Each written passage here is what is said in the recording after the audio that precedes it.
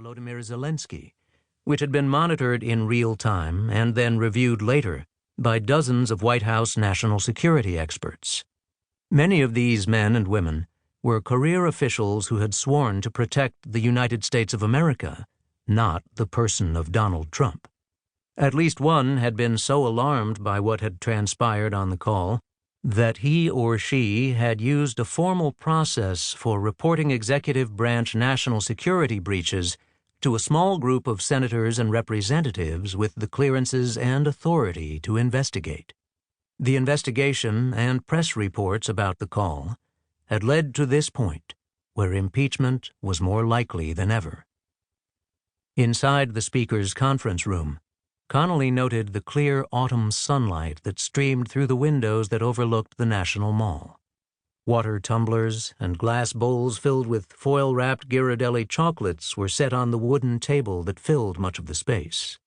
Ghirardelli was based in Pelosi's district, and as a chocolate lover, she always kept them at hand. Connally also noted an oil portrait of Abraham Lincoln, as he would have looked when he served in the House.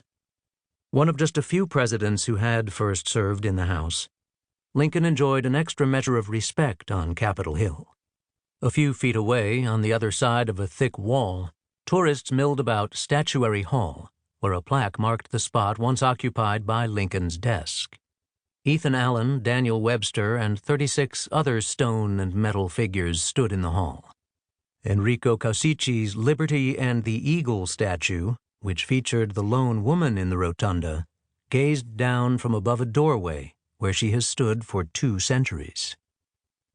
Although the artworks and architecture reliably inspired visitors, they were little noticed by those who inhabited the house, except at history-making moments.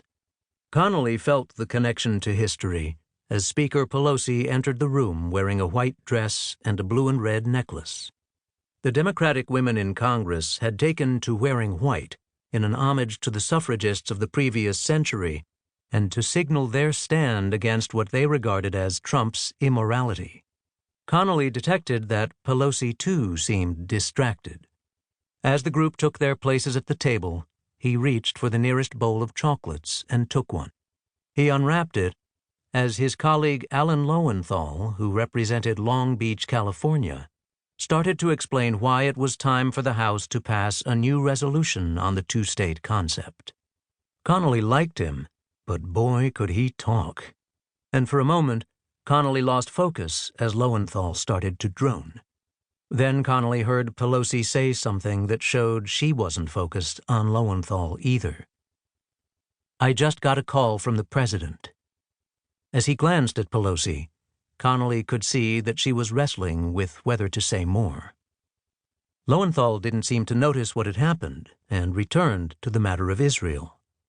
Inside his own mind, Connally screamed in the fuzzy staccato voice, the one that still betrayed he was a son of Boston and that cable news addicts would recognize in an instant. He imagined himself saying, "Shut up, Alan. This is history happening. She's talking about impeachment." Lowenthal paused. Pelosi spoke again. Connally would later recall that she said, "We're going to be in a whole new ballgame here soon, with much tougher things to worry about." With a little encouragement, Pelosi then told the small group that the Democratic caucus would meet at 4 p.m. to discuss impeachment, and then she would have a press conference at 5 o'clock. What this meant was obvious. Less than 10 months into her term as Speaker of the House, Pelosi was going to drop the block she had placed on impeachment. Before noon, rumors flew around Capitol Hill. One that proved true was that, in his call, Trump had told Pelosi that he wanted to work something out. All year long, Pelosi had done everything to spare the country, if not the president, this trauma. But it was too late.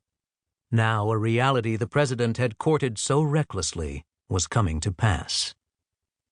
Impeachment wouldn't mean Trump's removal, since his partisan enablers in the Senate would guarantee the result of his trial in advance. But even if the fix was in, the process of investigation and debate over the president's high crimes and misdemeanors would be a necessary institutional